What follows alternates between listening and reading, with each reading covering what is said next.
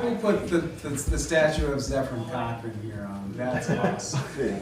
That's awesome. These are all little artifacts from the history, but I remember that because that was such a great scene for you. I was like, Awesome. Fucking awesome. Just awesome. Amazing, right? Appreciate that. oh, So cool. So cool. sorry to have you back. We're so thrilled to have you here. I'm really excited to be here. This is great. It's great. It's the Solar Wine Sci-Fi podcast. Hello and welcome to this week's Solar One Sci-Fi podcast. After many fuck-ups and technical problems, we've finally got here, and excuse me for my language, but I'm very annoyed at the Mandalorian. And Star Trek Picard is marvellous. Yes. And I'd like to present to you from the planet Riser itself, Well, hey. in a city called Portsmouth on Riser, I present to you, aka Co-Club Michael Ball. And You said please- you said you're going to produce me. Does that mean that I'm your son or something? Is that what you're God. saying? Oh, God, right. Oh, How are you? It It is Wednesday. It's midweek. It's lunchtime when we're Wednesday? recording. I'm at work as well, but I managed to get an hour off to get this recorded because we've always got so many things on. How's sunny London? Are you enjoying the rain and the drizzle and the most miserable March we've ever had in the history of the universe in the UK, weather-wise? It was on Monday. Some were out, and it was just there were nice moments during day, you know, and then, well, I've just written it off again. It's this been shite, moment. isn't it? Ever since I moved house, the weather's been shite. It's been 5 months now. Yeah. Ridiculous. So is it your fault then? That was Yeah, getting I've all jinxed this it. I weather? think this is because I moved house. I've jinxed the weather. I've changed the climate now. Right. Forget pollution and I forget CFCs and global warming and carbon monoxide. It's my bloody moving house. I think I've jinxed the planet. We haven't been on last week. We didn't manage to get around to it because we had too many things going on. Which we try to be consistent, don't we, Marty? Oh, I like the mug, by the way. That's really good. Yes, and if you go to our website, you can purchase these at We should do it. Seriously, $24.99. I'd love to sell those. I think they're really They're good. fantastic. What Yeah. a design. I'd just like to thank you for Michael for designing this amazing cup. Thank you. No, it turned out really good actually, but thank you. I'm really it- pleased with it. It was really cool. And I'd just like to say that if you go to our website, they're $24.99. And you also, if you pay Michael either I or a tenner, we'll have a drink out of it. Yeah. Oh yeah. I've got a super. Yeah. Oh God. I'm not saying a certain channel, but oh my God, the other week, this certain channel member was completely pissed, and he was slurring his words after £20 super chats for a shot of whiskey. Best job in the No. world, that is. Oh my God. What, Honestly. the other week, yeah? Yeah. I'm not saying the channel though. I but you know missed what I'm that. talking about. Oh, no, what happened? Like, what Well, was it that bad?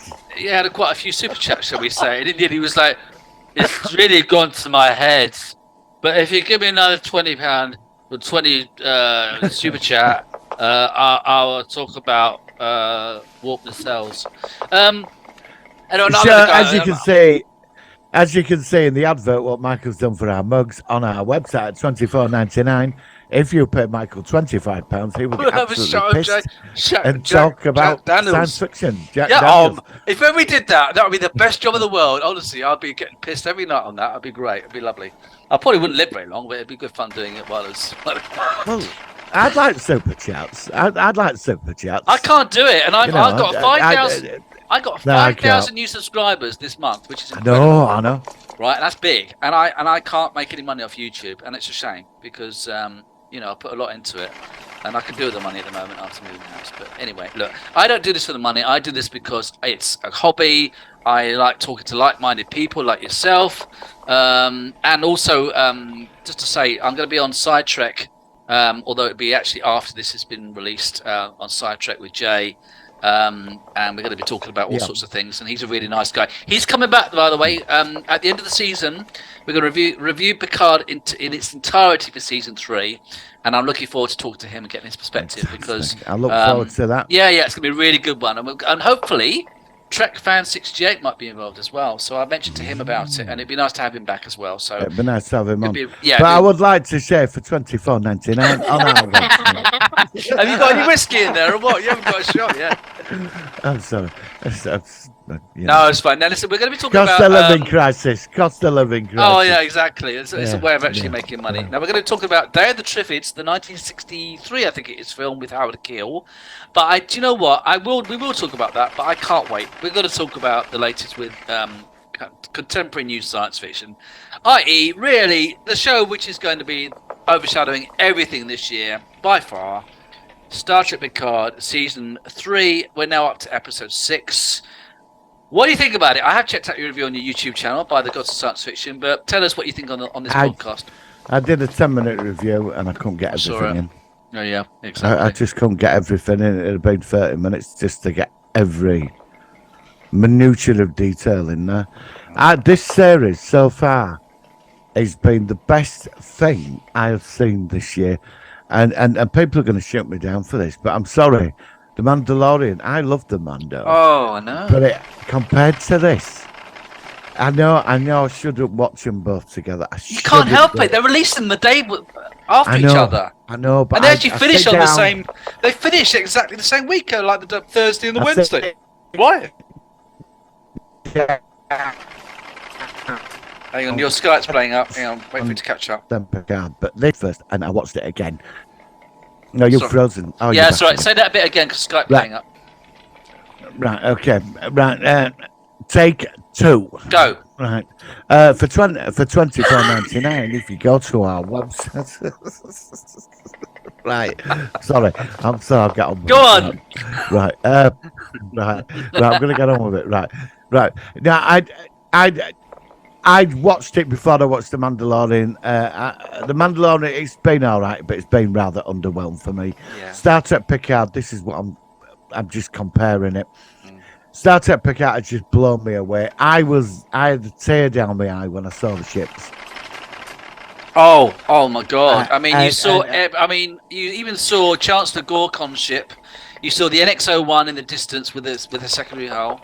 You saw Voyager. You saw Defiant, you saw Excelsior, you saw Stargazer, you saw the Bounty, you saw every bloody ship. Everything. Enterprise A as well. How can you forget the Enterprise A? Yeah. The first time we've seen that in canon, the Constitution Class 2 ship since 1991, out of reference. So it's been a bit of a while. I just don't know I just can't believe how great the series is. It's just what the hell. How is it that they made so many fuck-ups with Discovery in the early, and it's still got a lot of problems, to suddenly come along, get Terry Matalas, who I have to admit I wasn't aware of him before this season. I know he did some work on season 2, the early episode, which was actually quite good. And I know he's on 12 Monkeys, which I am going to check out, by the way. I've seen 12 Monkeys. I've seen that. Is it good? It's an intense. It's one of them intelligent movies. It's very good. No, this is the TV series. I mean, not the movie. I've not seen the TV series. I've seen the TV. I've seen the movie. The movie's quite good, but I'm going to see the TV series. Now, it's good, I'll let you know if it's well. Okay. Okay. But going back to what I'm saying, this is just the best thing since the Rick Berman era of Star Trek, since 2005, easily. And that was a high bar for me because I loved the whole Berman era from 1987 to 2005. Yeah. That was my definitive Star Trek era. You know, all the series, they all have pros and cons, but I loved all of them. This, Picard Season 3, is like Season 8 of The Next Generation. Or like a extended movie after Nemesis, which is better than Nemesis. It has got everything. It has got great characters, it's got humour, it's got great special effects, it's got the continuity, I mean, I can't fault it. It's just so good. I can't understand. It's like the build up to. I remember seeing the adverts for Picard, the first season. I was like so excited. Yeah, I was. Yeah, and I was. And I watched it. It was so underwhelming. And then we got the second trailer for season 2. John Delancey came. Edge of my seat. I thought finally we're getting back. Yep. So something I can relate fully with. Wasted opportunity on that. It was wasted. Wasted. It was pointless. Yeah. Plot holes all over the place. None of it made any sense really. It was cheap. And then we got season 3, and I was sort of skeptical. I thought I'll give it 5 episodes. If it starts turning, Yeah, I remember you saying that. I remember you saying that. and that I finished. That's it. It's over. We're getting divorced. It's not over now, though, is it? I'm gonna get divorced from Star Trek. You're gonna have a second marriage after this episode. We got remarried on episode. Yeah, remarried. Yeah. And when I got remarried to Star Trek again on episode 6, I was blown away. All of it, and what they're doing is beautiful, because we all thought Law was going to be the thing stolen from Daystrom, and then they blew us out of the water with that one. You know? I know. I mean, we saw Law, an amalgamation of Law and Data, and Lal finally got a mention, and also James Sung. T. Kirk.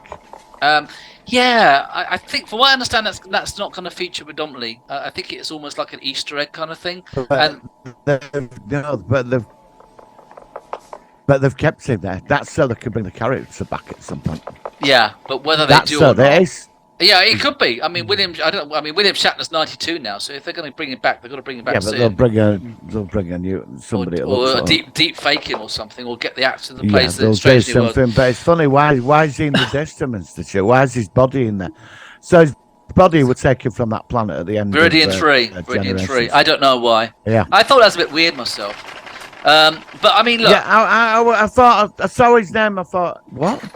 James T. Kirk?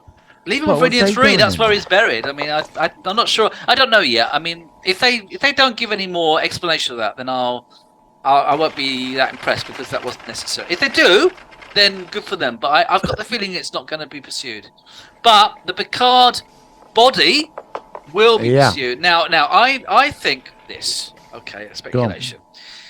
I think that there is some link to when Picard was Locutus of Borg, and his dead body has nanites or something in there, which can be a threat to these rebel changeling faction. I also think, and it sounds a bit weird, that maybe some of this was incorporated into Picard's DNA, so when he fathered Jack through with Beverly, that there's some element of that in Jack as well.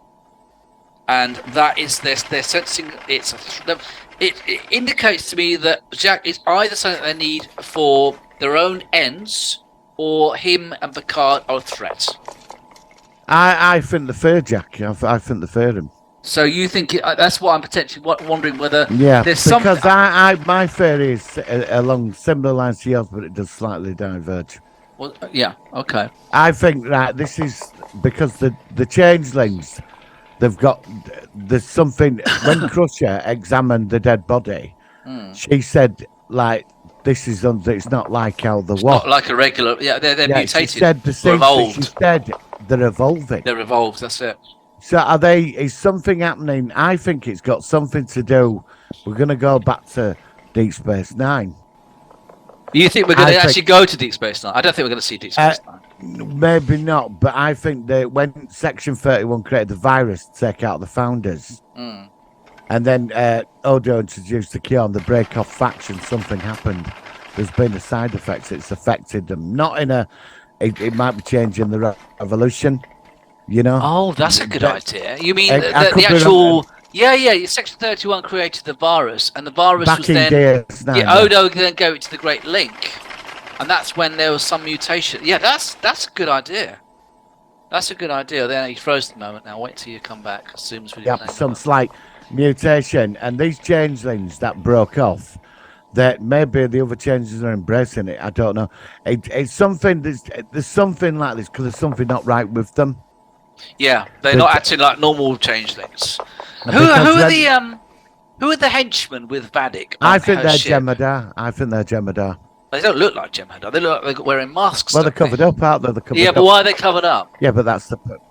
I don't know. Maybe, I don't know. Maybe there's something wrong. I mean, you sent me something about Wayne this week. Now I've heard, apparently Terry Matalas... Now, basically, Will Wheaton on that Paramount Plus show that he presents... And he's very irritating, actually. He's really over the top when he gets, "Hi, I'm Will Wheaton. That was a great episode. Did you see that?" I just shut the fuck up. And just honestly, he's so over the top. It's like he's got a I don't know, solid screwdriver up his arse or something. And it's just way too over the top. But he said that next week they've got a guest on there, which they can't show because it's a big spoiler.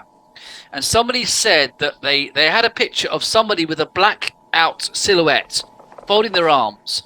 And someone said that the way that he's holding his arms, he reminded him of Jeffrey Combs. I personally think Jeffrey Combs could be in it because he's been in that Lower Decks as a voice. He's still active, and he's such a good actor. I'd love Jeffrey Combs to return. But then Terry Matalis downplayed it a bit, said it's not such a big thing. So, I don't know. I'd like to see Wayne back then because that'll give... The episode's called Dominion. So if it's called Dominion, doesn't that actually sort of like indicate that it's going to be specifically about the Dominion rather than just the changelings? I mean, the other question is, if these evolved changelings have took over sections of the Federation, I mean, this has obviously been going on for a while for them to establish They're brewing this. up, yeah. So where's Section 31 in all this? Surely they would have been aware of all this. I mean, they're like the dark underbelly of the Federation. Where are them in this? I was going to say... their job is to protect from this type of stuff. Where are they? I mean, we couldn't get Sloane back because Sloane died at the end of DS9. I'd love to see Sloane back. Yeah, but it's still... I mean, Section 31 has been mentioned in this season. Yeah, it has been mentioned, yeah. I mean, we could see them in some aspect. It could be. So Section 31's still very prevalent. Don't forget, Sloane is only one of many operatives. Of course he is, yeah. He's not just he's just one of the factions of it, yeah. Exactly. And somewhere there is a core where orders are given through certain channels to operatives. But I don't know. I mean, I'm surprised maybe they've infiltrated them. I don't know. But there's something going on. I don't understand. The Jack Crusher thing, I think they've covered it very well. Mm-hmm. But I think they fear him. So is there another force trying to come back through Jack because of the visions he has? I don't know. He took out 4 changelings in about a minute. You or I couldn't do that. Even a Starfleet officer could not do that. He took out 4 changelings. It was almost like a genetically engineered kind of response. It was like we have seen that before where somebody's reacted like that through instinct and they didn't know why. Now I'm trying to think whether that was Star Trek or a different genre, but I've seen that's familiar where something that's reacted through I think instinct. It's been done in Star Trek, yeah. But where is it? Where is it from? Because now we're talking about it, that's familiar. Don't know. Oh. But what's the like you said about if Picard's got these Borg nanites, so 7 of 9. I wondered about that. Yeah, I was talking. She'd be more important than him. Yeah, but maybe because he was Locutus, a specific. Well, I don't know. I don't know. But there's something. I think. Well, there's something. They fear Jack Crusher because if he was important to them, but yet again they need him for Frontier Day to unleash something. He's the key to Frontier Day. So what do you think? Where they're gonna. I think they're gonna destroy the entire Federation fleet. I don't know. Do you think it's gonna be that big? Do you think it's going to be that big a thing? I don't think you can have the entire bloody battle fleet all in one place, are you? Well, isn't there like 15,000 Federation starships in the fleet or something? Well, yeah. I mean, you've got a massive it's 8,000 light years across is the Federation. Yeah, but I know from what I gather that most of the Federation fleet are going to Frontier Day, aren't they? Yeah, but surely they're going to keep hundreds of starships on. Yeah, they can't have everybody. You're not going to put every bloody ship you've got in one place to. It would be a way of getting rid of a big chunk of the fleet. Yeah, it would. So, but there's something on Frontier Day. They're going to take out the fleet, or they're going to let something in. But they seem to fear him, but they also want him. But what's the other force that's doing the thing? They do want him. I don't know. And then there was that thing with Valdek when she turned up and got Riker. Yeah, and Troy at the end. She seems to be scared of that thing she talks to. Seems absolutely terrified of it. Well, what is this thing? Because it's like a part of her hand, and then it separates, it floats and talks. It looks. Yeah. I mean, is it a changeling or is it something else? Is it part of the Great Link? I don't know, but they all fear it. Somebody online, they had a grab at the image of it, and they said that they looked like a shape of a spoon above the head. And someone was saying maybe it's something to do with the Kardashian. Maybe it's like, yeah, it could. Well, no, Ducat was killed though, wasn't he, by the Pile Race? Well, it's Roman. Ducat's trapped in the fire cage with the Pile Race, isn't he? He was supposed to be trapped forever, wasn't he? Yeah, I think so. Yeah. Oh, do you know what? I honestly, I never thought we'd be talking about this again. All our favourite shows in Star Trek, and everything's back in 2023, and this stuff. I know. We've not been having anything new in this era since 1999 when DS9 finished. And it's took 5 fucking seasons of Discovery. Oh, sod that. Which they messed up. And now it's been then cancelled. We got 2 awful seasons of Picard. 1 decent season of Strange New World, and Picard's finally. It's only took them 5 years, 6 years to get there. Star Trek back to there. where it is. Strange New Worlds, from time of recording, was only just been announced that season 3 has been definitely commissioned. Yeah, so we're going to get season 3, but that'll be next year. Because they've already done season 2. They'll be filming season 3. They're going to be tweaking the end of Discovery, but God, I tell you one thing: isn't it going to be strange going back to Discovery next year and seeing what they're going to be doing after what we've seen with Picard? Is Sarah Metellus doing Discovery? No, is he doing the? no. It's not. Is it Kurt's doing still? I don't know who does it, but I think it's the old gang that does the. Oh, well, they're just gonna mess it up. Yeah. Do you know what I mean? But when you watch Discovery and you're having a crap episode, remember, just put on Picard season. $24.99. You can buy a cup, and it'll make it seem so much better to watch, won't it? You know, you can pay me or Michael to have a quick drink for £10. You know, I'm sorry. It's true though, isn't it? It's true, isn't it? And also, I have got the T-shirt on as well. So if you want the T-shirt, oh, I love it. Oh, yeah. God, I mean, it's like you get a lot of these, like I said, a certain channel we follow, it does a lot of begging. And we're not actually serious. I would love to make money, but oh, God, don't beg. Just I stopped watching it. I was such a fan, in the beginning. Oh. I was a massive fan. We're not going to say which channel it is.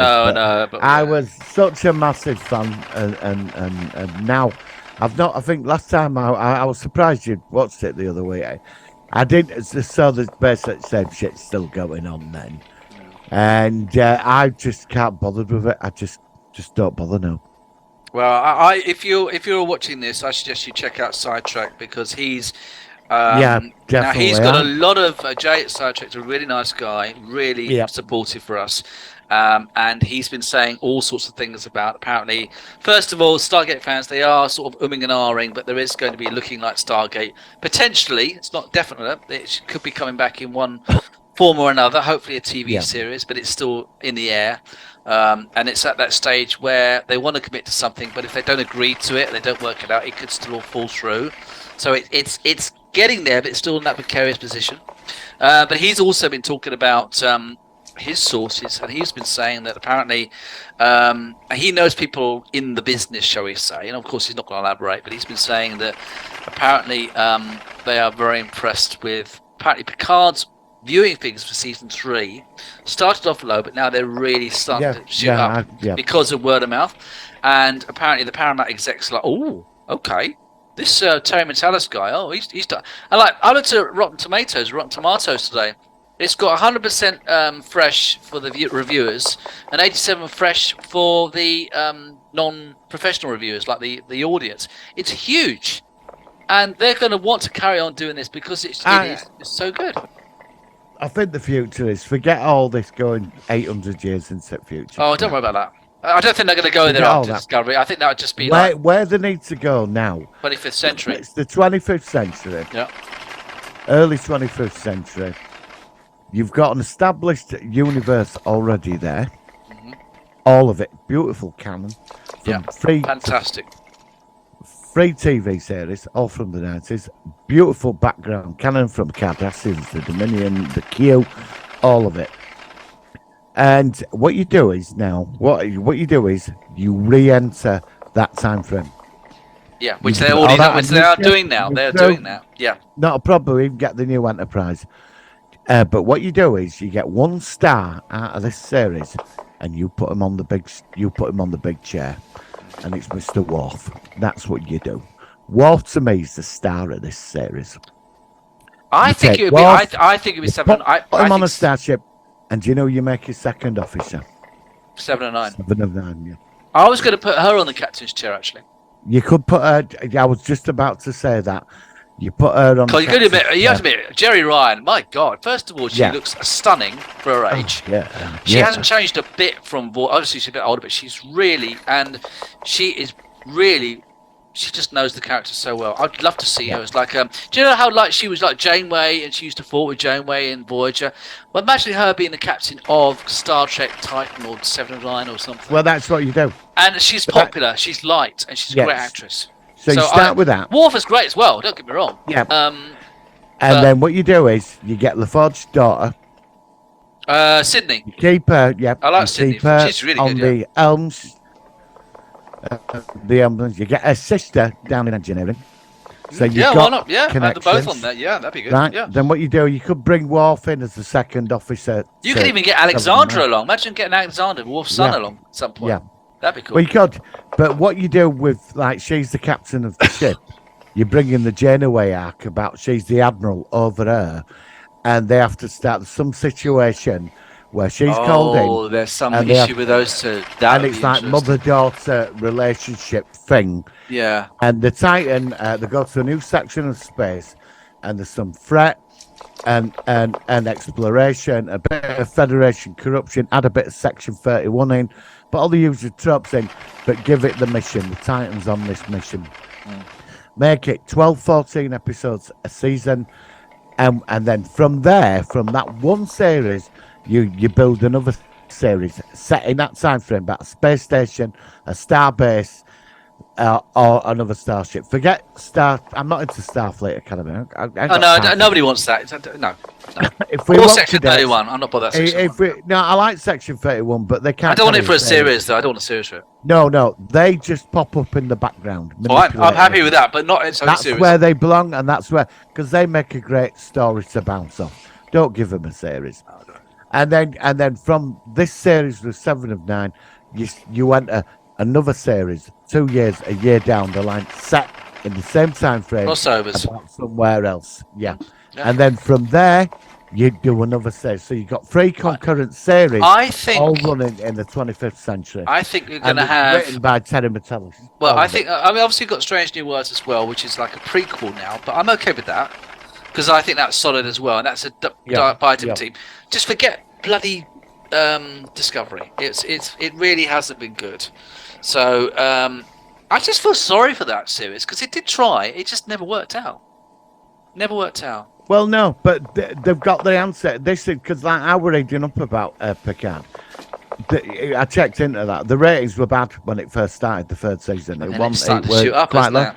But word of mouth, fan base, even people are watching it. Everybody's saying it's normal people that aren't into startup, but they all watch. Everybody. Yeah, but it's well written because they explain all the continuity, so people don't get lost. So you say you're like back in the 90s, you want a startup fan, but every Tuesday night you sat down and watched TNG because you just like watching it.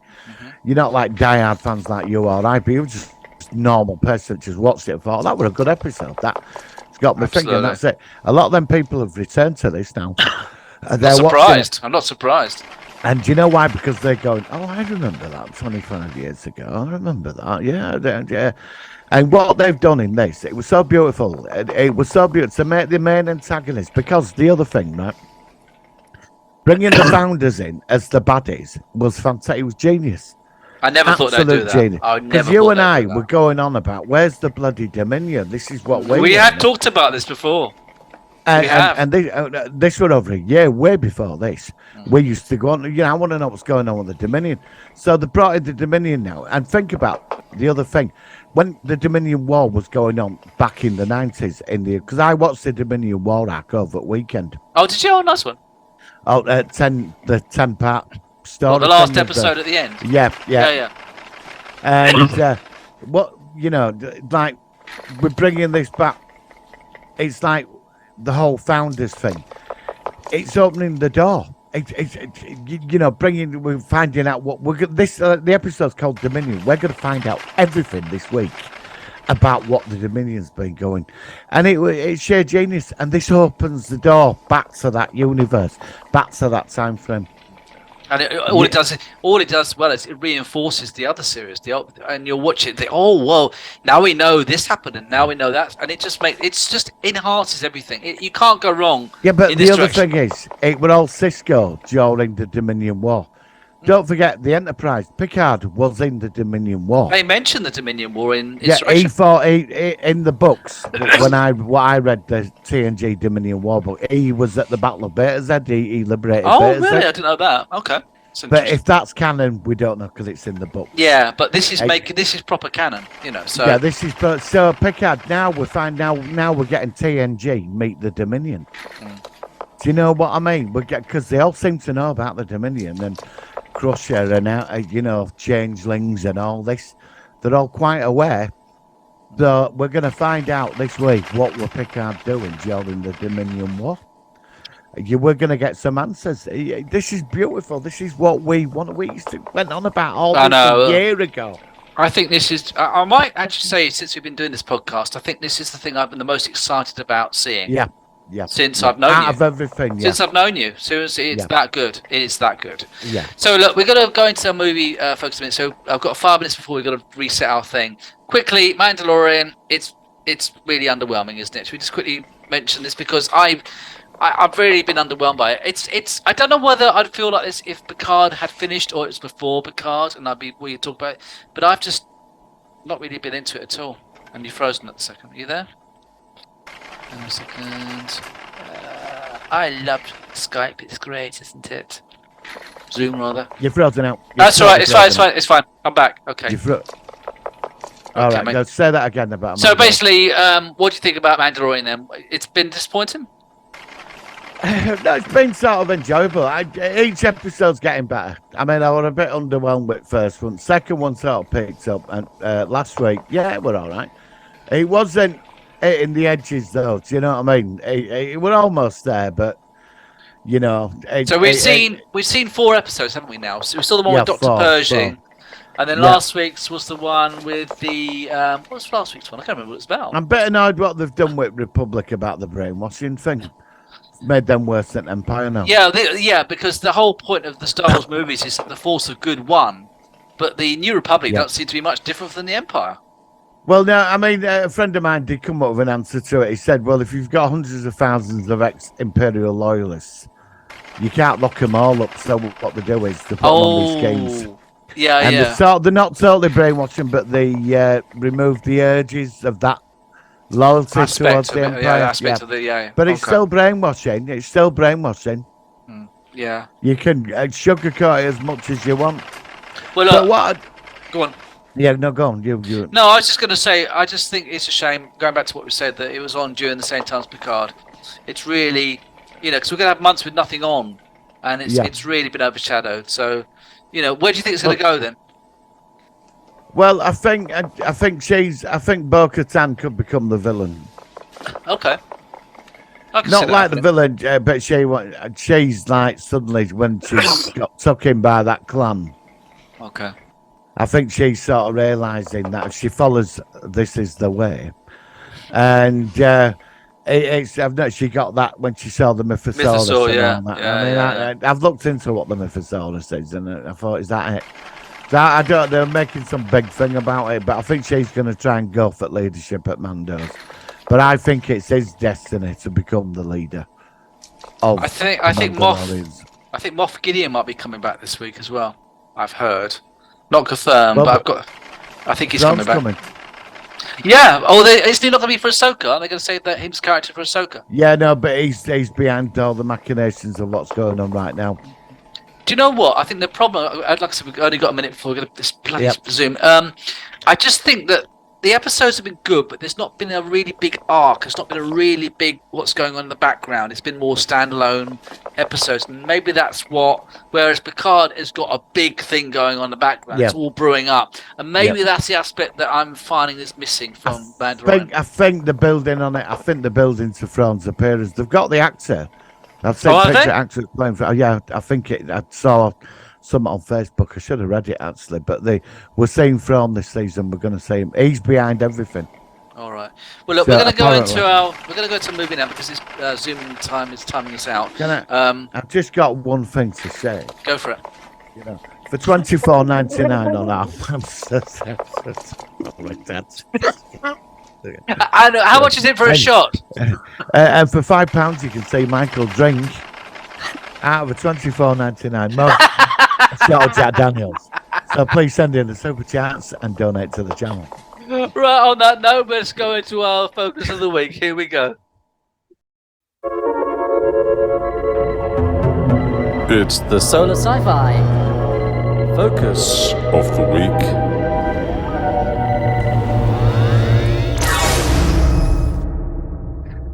Right, and we're back. We're going to be reviewing a film which I think was made in 1963. I think I saw it when I was quite young. Although I might have seen the BBC version before I saw this version. It stars Howard Keel. It also features the actress who played Susan in Doctor Who. I can't remember her name. Caroline Ford, I think her name was. Yeah. And that was The Day of the Triffids, a film which I've always actually fondly remembered. I think it's overshadowed with the BBC 1981 version, but in its own right, it has some good moments. So, Martin, although you've not seen it for a while, you do remember it like I do. What do you think of the Howard Keel version of Day of the Triffids? I have to say it was superior to the BBC remake. Oh, well, yeah, but anything was Yep. superior to the BBC remake. You know, I still think the original classic TV series was far superior to I the agree. film. Yeah, me too. But the film holds a special place to me. It's sort of more to the book. I like the ending with the submarine, and it's about them surviving and getting to this place to get off, get out of Britain. And it's a good film. Howard Keel, Clayton Farlow in Dallas. That's where he married Miss Ellie. Yeah, I know, that's Dallas, right. I was really And recommended for that. Yeah, and it was interesting seeing him in like science fiction. I think he was a musical star before all that. He was like, Oh, okay. he was like one of them sort of back in the 50s and 40s, quite a big star. Really? Okay.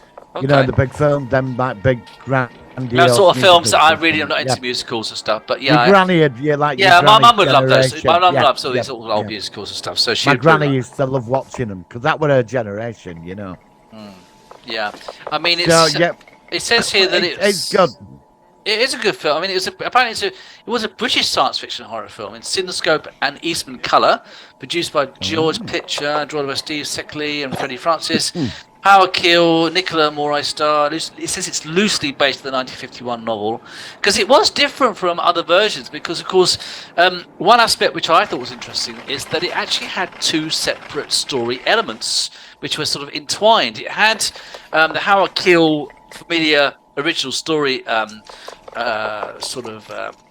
way around it, where it was that basically he wakes up in hospital, he has had an injury to his eye, and he wakes up, and then of course everyone's blind, which again is one of the most creepy aspects of the movie.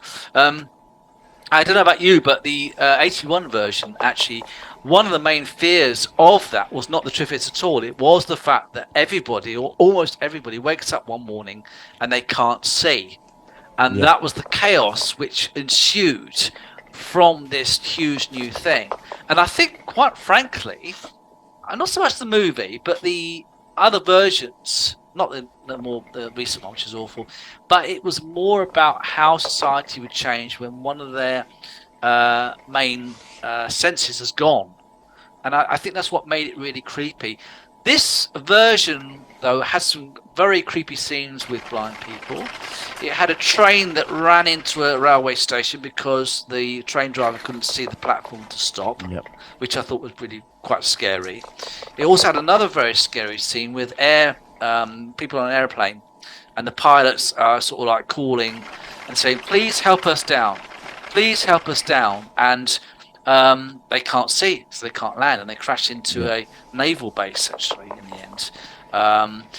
But I just think that the whole idea of it was very clever. I mean, like I said, this film, the 81 version didn't do this. The 81 version actually ended up near me. They actually went to the Isle of Wight. But this version, they went to Europe. Now, I can't remember exactly why they went to Europe. Why did they go to Europe? Because I remember saying when she says to him, "Where's the Americans? Aren't they coming to save us?"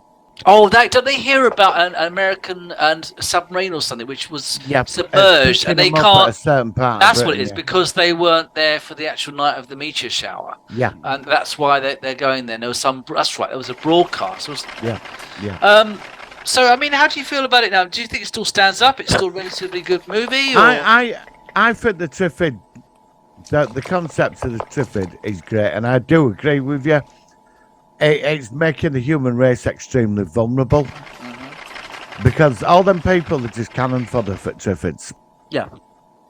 Total cannon fodder, because when we have our sight and vision, they're not a threat to us. They're contained. Exactly, but if we can't actually see them, we can even deal with sting when they sting you. They're contained. I like the thing that they've been created for fuel. Like, like a new. It was well, in the 81 version, it was actually a genetically modified plant for creating fuel, wasn't it? It was a new sort of very non-pollutant, very good energy source or something, a fuel source or something. I think in the film they found it, didn't they find it in Amazon or something? It were moving about and they started breeding them, didn't they? Yeah, I can't remember. I think so. We did the book at school, and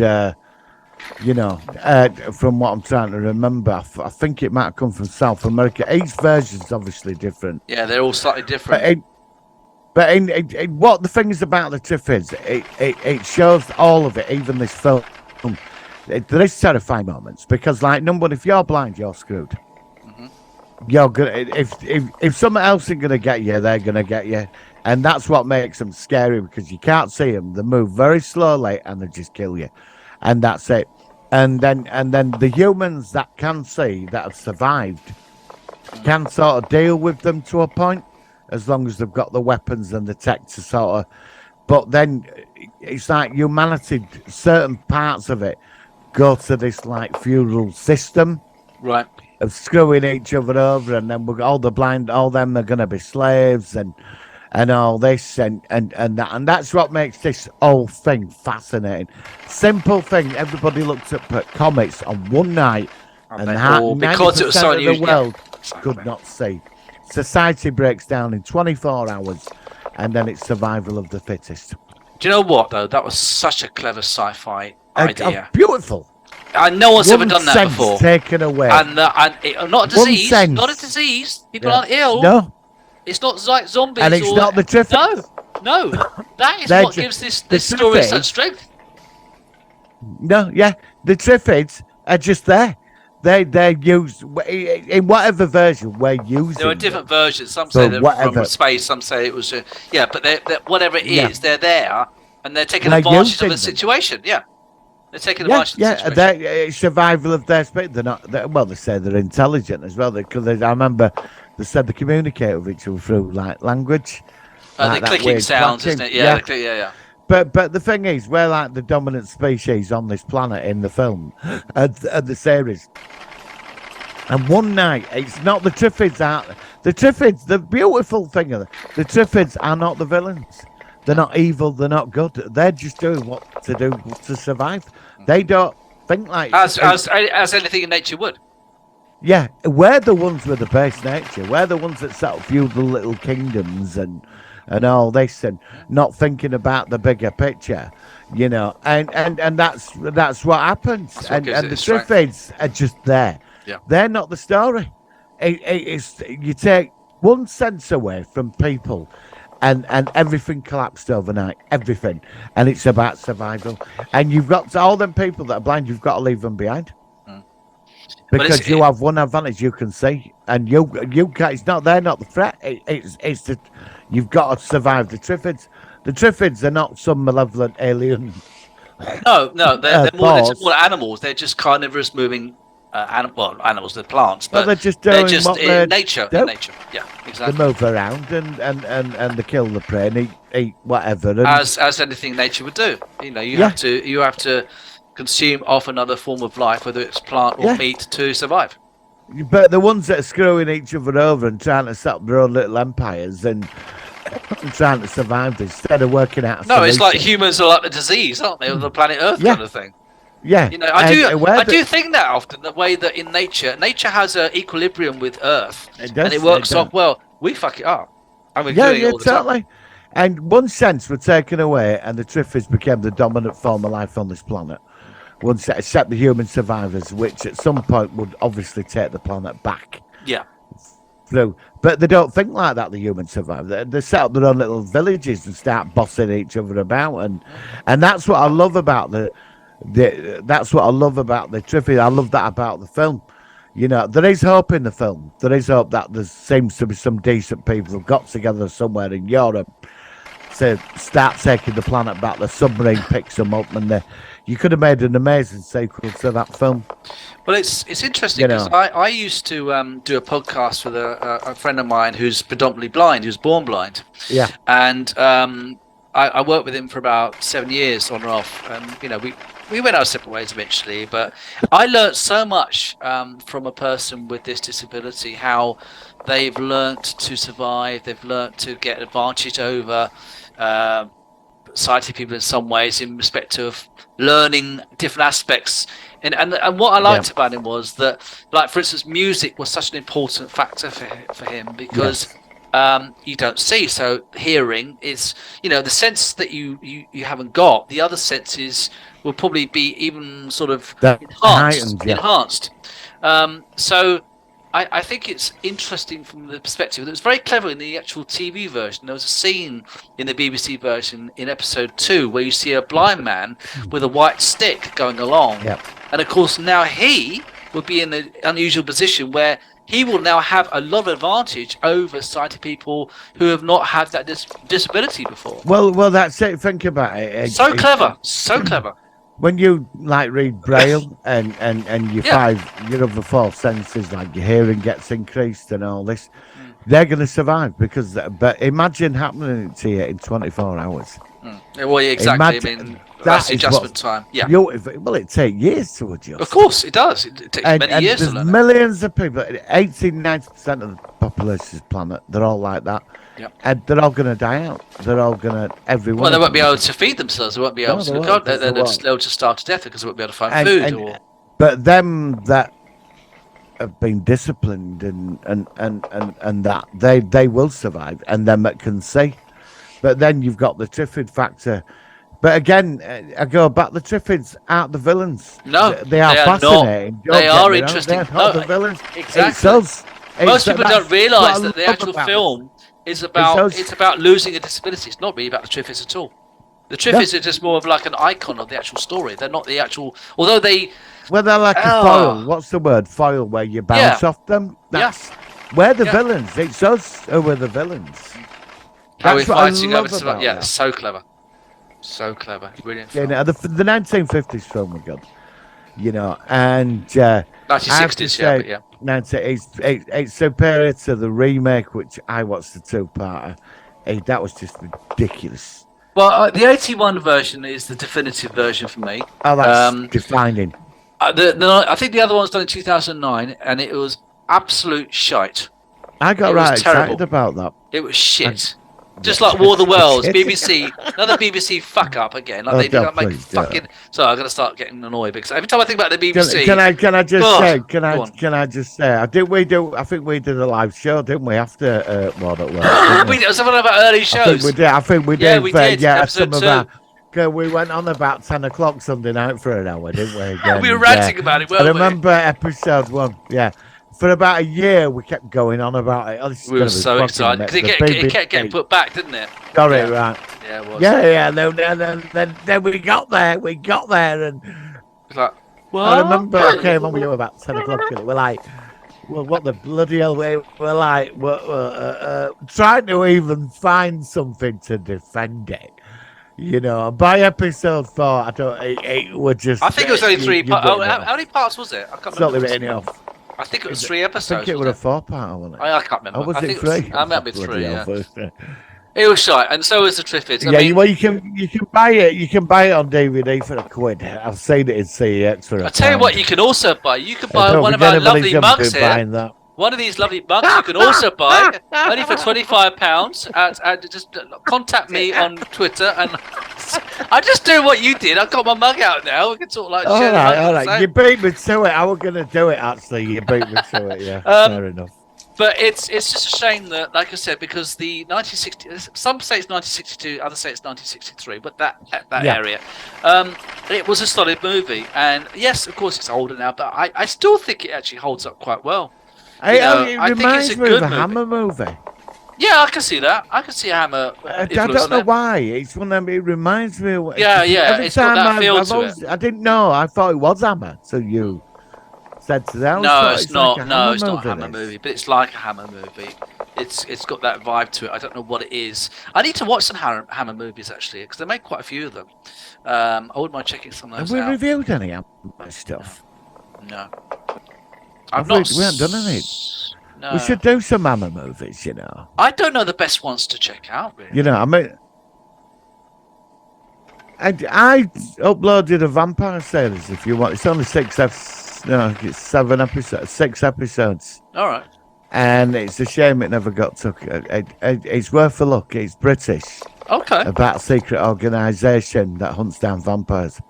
Okay. It was made by. It was a massive hit on Channel 4, but they never. It's what made Idris Elba famous. Oh, okay. That's interesting. It's called Ultraviolet. Yeah. Brilliant. All right. I honestly do recommend you. I'd like to cover that. It was made in '98. It's very dark.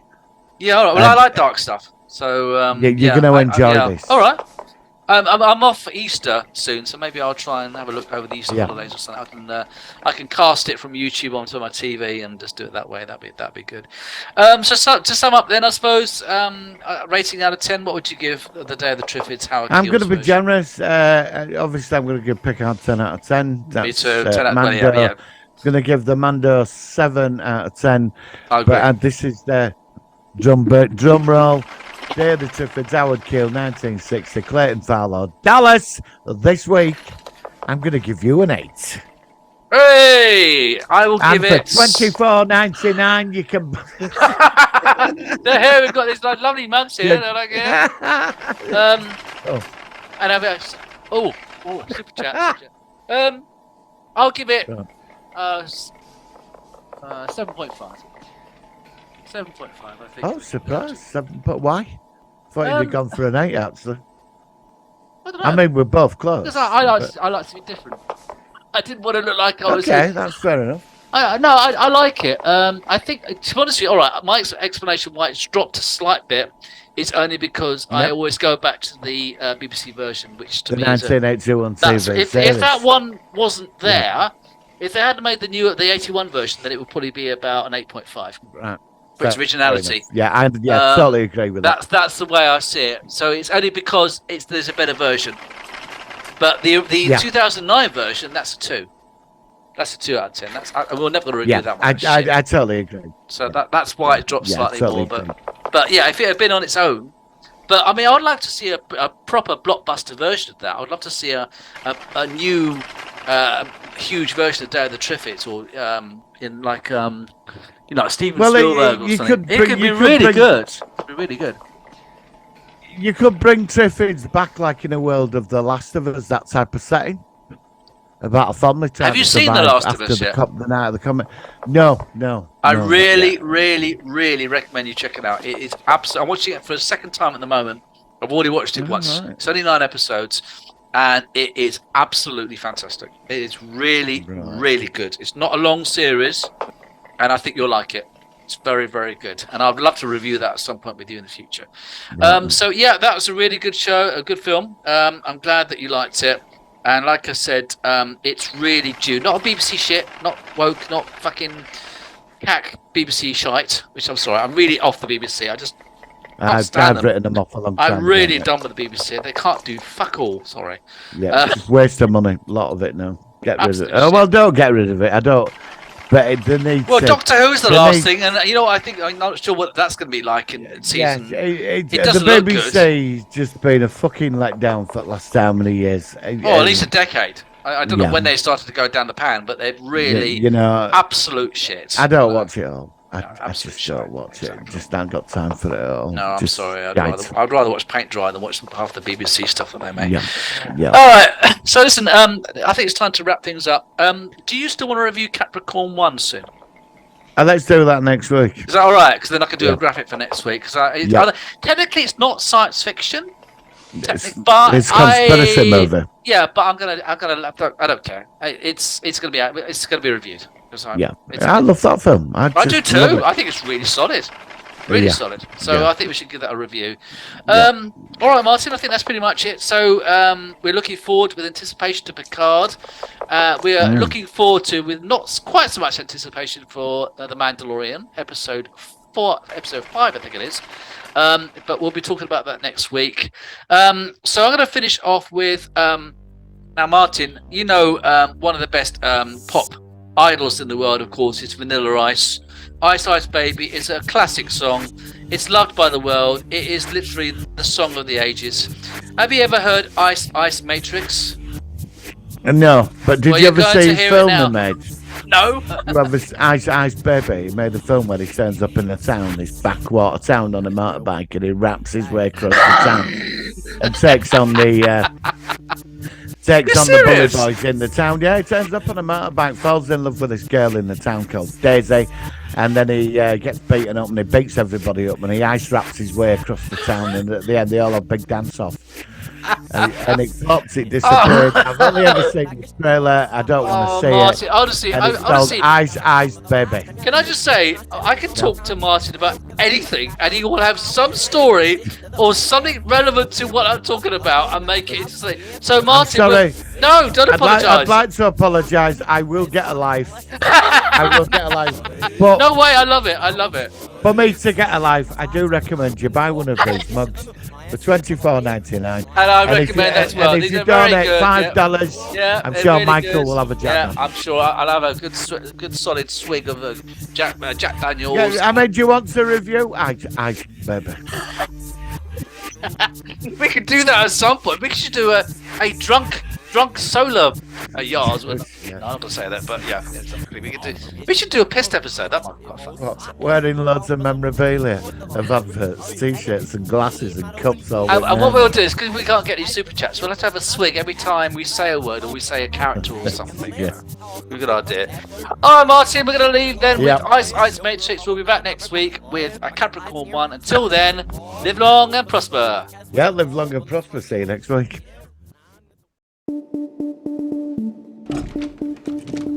Yo, VIP. Let's kick it. Ice, ice, baby. Ice, ice, baby. All right, stop. Collaborate and listen. Ice is back with my brand new invention. Something grabs a hold of me tightly. Flow like a harpoon daily and nightly. Will it ever stop? Yo, I don't know. Turn off the lights and I'll glow. To the extreme, I rock a mic like a vandal. Light up a stage and wax a chump like a candle. Damn. Rush the speaker that booms. I'm killing your brain like a poisonous mushroom. Deadly. When I play a dope melody, anything less than the best is a felony. Love it or leave it. You better gangway. You better hit bullseye. The kid don't play. If there was a problem, yo, I'll solve it. Check out the hook. While my DJ revolves it. Ice, ice, baby. Vanilla. Ice, ice, baby. Vanilla. Ice, ice, baby. Vanilla. Ice, ice, baby.